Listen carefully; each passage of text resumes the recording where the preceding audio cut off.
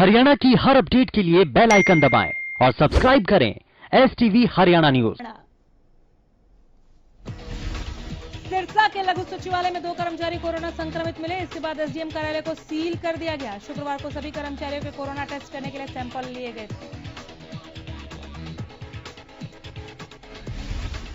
इसके बाद कार्यालयों को 2 दिन के लिए सील कर दिया गया। इन दोनों के कांटेक्ट में आए लोगों की भी स्वास्थ्य विभाग की टीम जांच कर रही है। ये जानकारी SDM जयवीर यादव ने दी।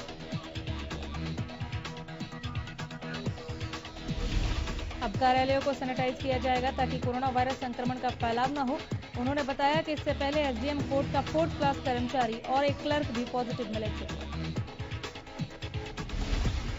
प्रदेश में कोरोना पैर पसारता जा रहा है। कोरोना के मामलों में लगातार बढ़ोतरी हो रही है। पंचकुला में 42 नए कोरोना संक्रमित मरीजों की पुष्टि हुई।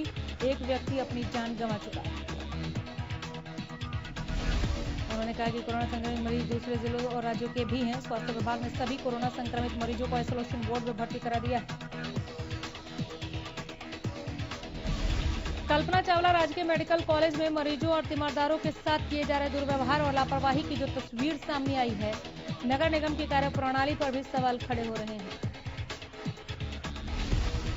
संस्कार परंपरा का अपमान बताकर कई समाज सेवियों ने कड़ी नाराजगी जाहिर करते हुए इसकी उच्च स्तरीय जांच कराकर दोषियों पर कार्रवाई की मांग की है।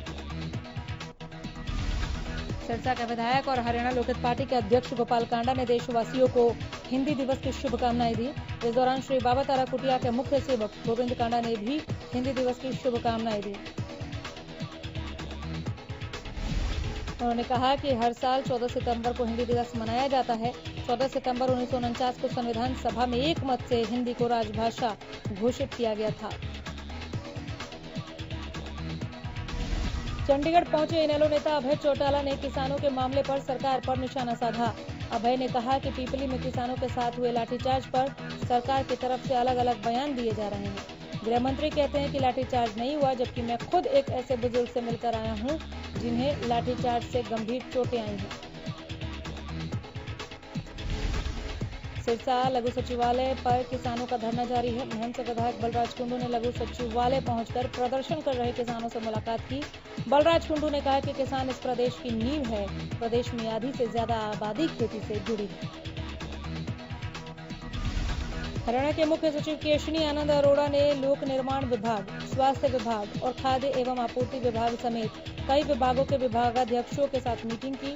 इस बैठक में सभी को सितंबर के आखिर तक बिजनेस रिफॉर्म एक्शन प्लान के क्रियान्वयन सुनिश्चित करने के लिए निर्देश दिए गए।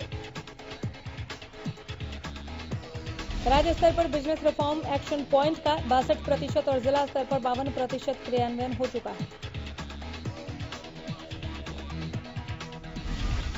इधर गुरुग्राम में MG रोड स्थित सहारा मॉल पर हरियाणा राज्य प्रदूषण नियंत्रण बोर्ड की गाजगिरी है। प्रदूषण नियंत्रण बोर्ड ने सहारा मॉल में सीवरेज ट्रीटमेंट व्यवस्था को लेकर बरती जा रही लापरवाही पर मॉल को सील कर दिया,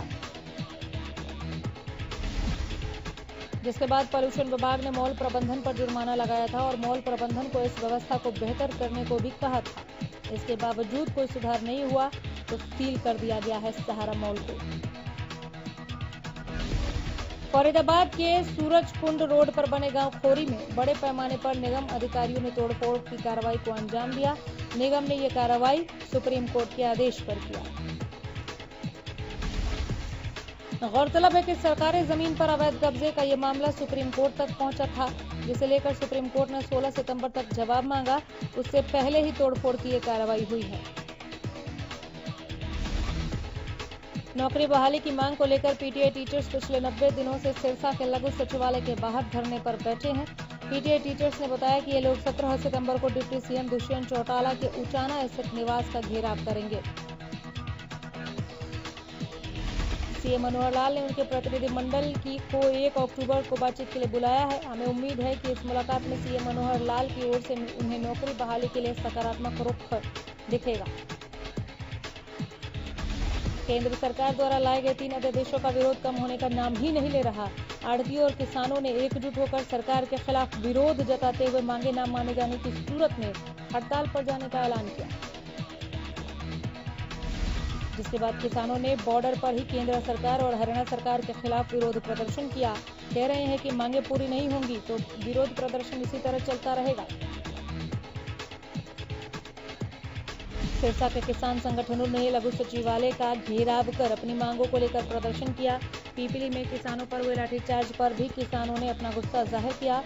किसानों की मांग है कि कृषि पर आधारित 3 अध्यादेशों को रद्द करवाया जाए।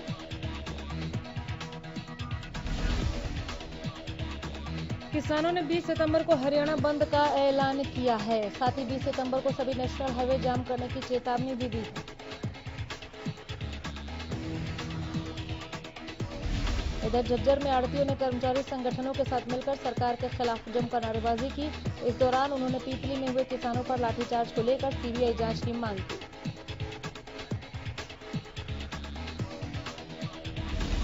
इन्होंने सीएम और पीएम दोनों के नाम ज्ञापन सौंपा है, जिसमें कहा है कि किसान और आड़ती बिल्कुल बर्बाद हो जाएंगे। इस मौके पर उन्होंने ये भी बताया कि झज्जर अनाज मंडी में 20 सितंबर को प्रदेश स्तर की एक मीटिंग होने जा रही है, जिसमें किसान, कर्मचारी, आड़ती और व्यापारी ज्यादा से ज्यादा संख्या में पहुंचेंगे।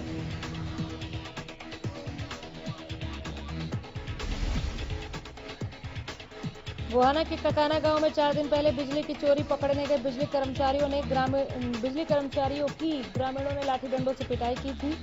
इन्होंने शिकायत की, लेकिन अभी तक कोई गिरफ्तारी न होने पर अब जाकर ये धरने पर बैठ गए हैं। कह रहे हैं कि न्याय नहीं मिलेगा तब तक विरोध प्रदर्शन करेंगे। इन्होंने कहा कि जल्द आरोपी गिरफ्तार नहीं हुए तो बिजली विभाग के एक्सीएन का घेराव करेंगे। उसके बाद भी कार्रवाई नहीं हुई तो पूरे गोहाना की बिजली सप्लाई को बंद करने से भी पीछे नहीं हटेंगे।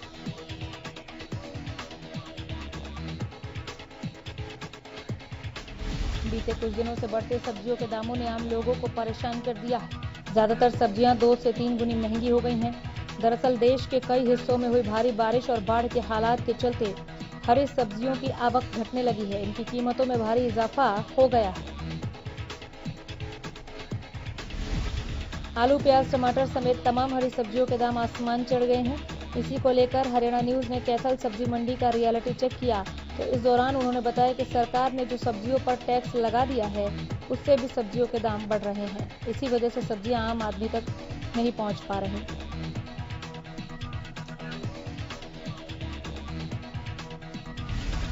गोहाना के नूरनखेड़ा गांव में पिछले कई महीनों से पीने के पानी की समस्या बनी हुई है, जिसके चलते ग्रामीणों को परेशानी का सामना करना पड़ रहा है। लोग पीने के लिए पानी खरीद रहे हैं। कई बार अधिकारियों से शिकायत की, लेकिन कोई सुनता ही नहीं। प्रदेश में बदमाशों के हौसले बुलंद दिख रहे हैं। मामला पलवल से सामने आया है, जहां पर मुफ्त में जूस न पिलाने को लेकर 8 से 10 बदमाशों ने जूस विक्रेता पर लाठी डंडों से ताबड़तोड़ हमला कर दिया।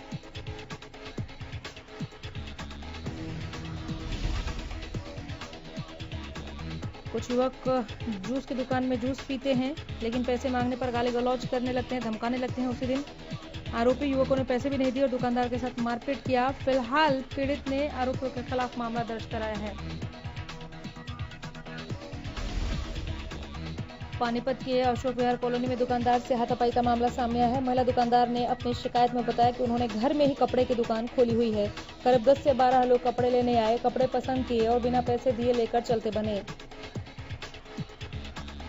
लेकिन महिला दुकानदार ने विरोध किया। उन्हें रोका, घर वालों को बाहर बुलाया और उसके बाद जैसे तैसे समझाकर भेज दिया। लेकिन कुछ देर बाद ही वो लड़के लाठी डंडों के साथ कुछ और युवकों को लेकर आए, दुकान में तोड़फोड़ की, जमकर गाली गलौज की। उकलाना के डाक विभाग में कर्मचारी द्वारा करोड़ों के घपले का मामला सामने आया है। डाक विभाग में पोस्टमैन के पद पर कार्यरत बारूराम पर आरोप है कि उसने फर्जी तरीके से गांव के महिलाओं और पुरुषों के करीब 1 करोड़ रुपए का गबन किया। ग्रामीणों का कहना है कि आरोपी बारूराम पिछले 20 सालों से गांव के डाकखाने में पोस्टमैन के पद पर कार्यरत था। लोगों की पोस्ट ऑफिस कॉपी में जमा पूंजी का भी काम करता था। बारूराम डाकखाना में उनकी पूंजी जमा कराने के नाम पर फर्जी पासबुक बनाने लगा। आरोपी ग्रामीणों से पैसे तो लेता, लेकिन आगे जमा नहीं करता था। अब वो करोड़ों रुपए लेकर फरार है, जिसके बाद अब डाक विभाग ने उचित कार्रवाई का भरोसा दिया है।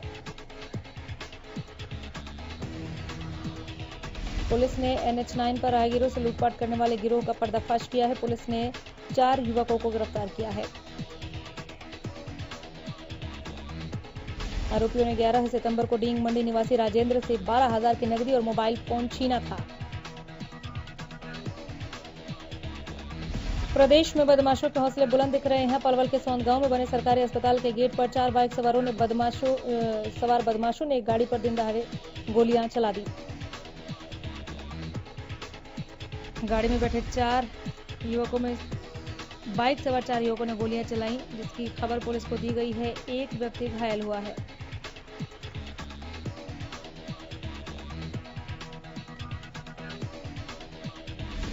सोनीपत से इंसानियत को शर्मसार कर देने वाला वाकया तब सामने आया जब एक कलयुगी मां ने तंत्र विद्या के चक्कर में पड़कर किस तरह से अपनी बेटी को तांत्रिक के हाथों सौंप दिया अथवा दुष्कर्म करवाया, ये सामने आई। पुलिस का कहना है कि पिता ने ही शिकायत की और उसकी पत्नी और तांत्रिक के खिलाफ शिकायत की गई थी, बेटी के बयान के आधार पर। सोहना में 16 साल की नाबालिग से दुष्कर्म की कोशिश की गई। दरअसल युवक रोजाना घर से ठंडा पानी लेने आता था। घर पर किसी को ना देख उसने दुष्कर्म की कोशिश की। पीड़िता की दादी ने बताया कि आरोपी युवक उनका पड़ोसी है, रोज ठंडा पानी लेकर जाता था। उस दिन युवक ने नाबालिग के साथ दुष्कर्म की कोशिश की। घर पर मौजूद किसी व्यक्ति ने देखा तो पीड़िता को बचाया जा सका।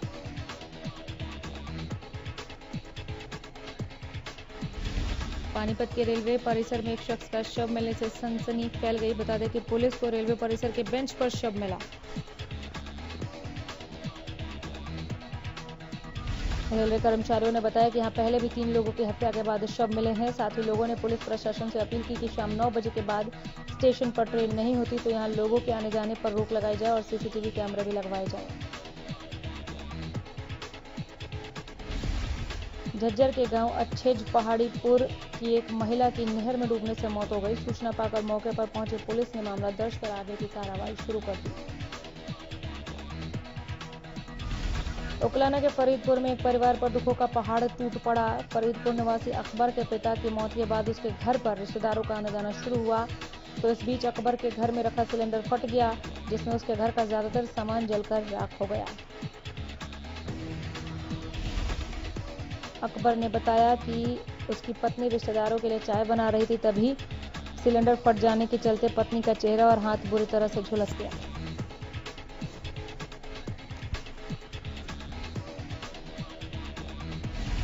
फिलहाल इतना ही। नमस्कार।